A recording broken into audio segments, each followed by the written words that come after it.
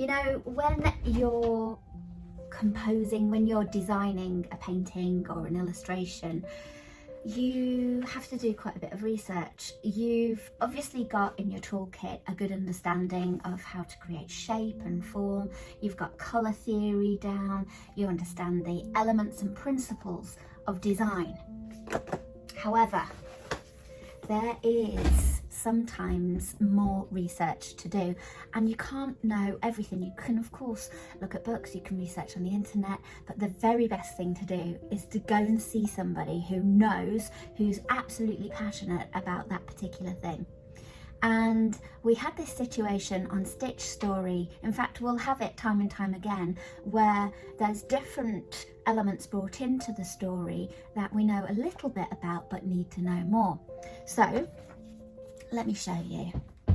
In Stitch Story, if I show you the design and zoom into the section we're focusing our attention on this week, and it's this part with the train.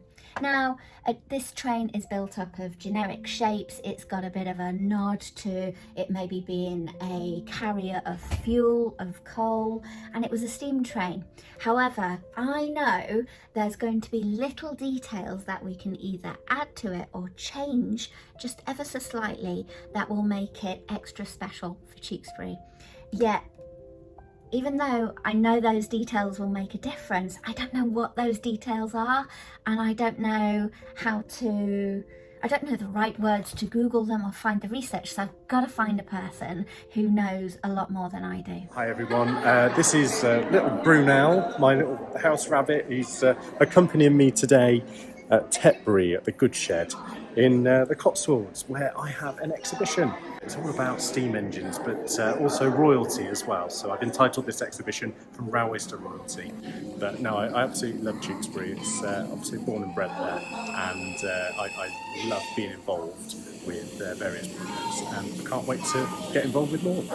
So one of the things I was thinking of is if we incorporate a steam engine into this final stitch piece, that would actually tie in quite nicely, because Tewkesbury had 2 railway stations, believe it or not, and steam engines are lovely. People follow them, people love to see them, and obviously go out and wave. And I feel this would be a really, really good opportunity to mark a bit of Tewkesbury's history into this final stitch piece.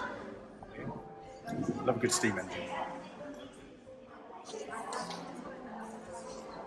Green is a colour that the majority of Great Western engines were in, and because we're having a mashup of different designs here with the railway engine, we'll just incorporate a more generic colour, I think.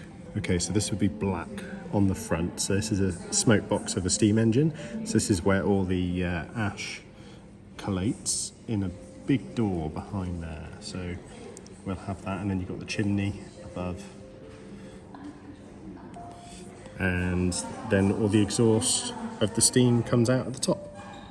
Okay, so I'm making some minor alterations, but the reason I am adding a dome on there, on the top, is because if you look at this engine here, in the middle there, you've got a dome. This is the safety valve cover, and also there as well, okay, on that one.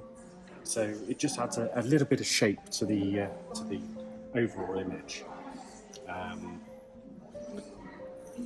And then what we'll do here is we'll just darken the front, because again the front is quite dark anyway on the front of a steam engine, and I've chosen green because I'm a Great Western man, and we've got steam engine here through a cow for Sam Morris of Tewkesbury. I'm sure she'd appreciate this, and we've got a manor coming through a cow's legs. But if you just look at the detail there, so we've got the chimney there, the safety valve, and this is what I'm just trying to replicate, really. I mean, I could stick a headboard on the front. Some of these steam engines have headboards on the front to denote the name of the train. So maybe if we put a chocolate and cream coloured headboard on the front, that might help.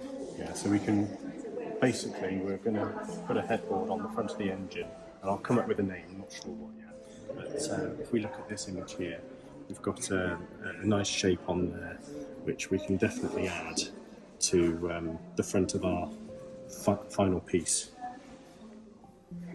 And I will figure out what we're going to call it in due course, but that gives you an idea. I'm taking the train home.